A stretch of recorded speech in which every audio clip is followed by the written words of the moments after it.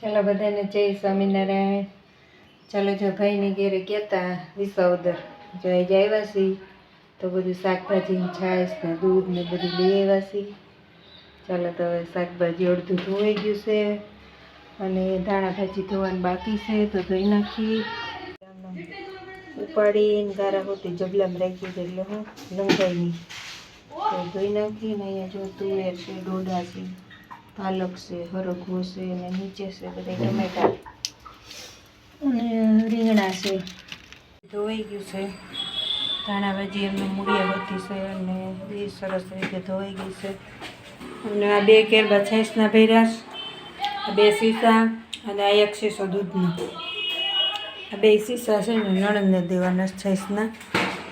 જો છાશના કેન ખાલી કરી નાખ્યા છે, તપેલું ભરી લીધું, 3 સીસા ભરી લીધું અને એક ડેકડી ભરી લીધી. ચાલો હવે ફ્રીજમાં મૂકી દઈએ, બધું ગોઠવી દઈએ. દૂધ ગરમ મૂક્યું છે.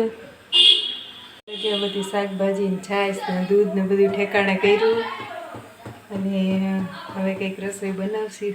શાકભાજી જો ધોઈને અહીંયા ડાઇનિંગ ટેબલ ઉપર બધું સુકવવા મૂકી દીધું છે. ટમેટા, આમાં રીંગણા છે ને આ પાલક છે, પછી ડોડા છે, દૂધી છે, પાલક, રીંગણા, ટમેટા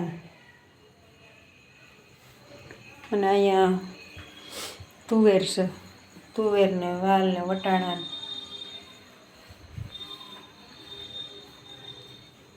બધું સુકાઈ જાય પછી ફ્રીજમાં ભરી લેવું.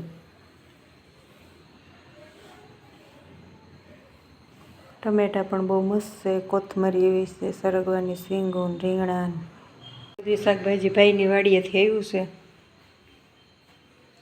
અડધું ઘેરેથી વાવ્યું છે, હરગવા ને પાલક ને. ચાલો બધાને જય સ્વામિનારાયણ.